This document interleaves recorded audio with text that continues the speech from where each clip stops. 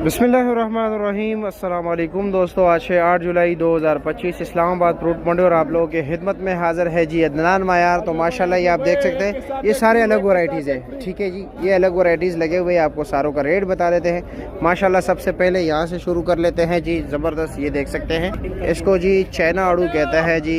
आप देख सकते हैं कलर वगैरह और आपके सामने है। और इसका वज़न कितना होगा जी? 6 किलो। रेट क्या है इसका?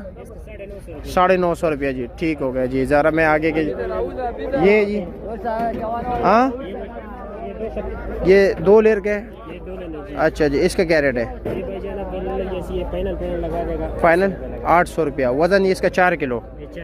और जी कैसे ये गोल्डन है, इसके ये गोल्डन आड़ू है, इसका क्या रेट है? इसका 1150 लगेगा। 1150 रुपये। वज़न इसका 4 किलो, 6.5 किलो।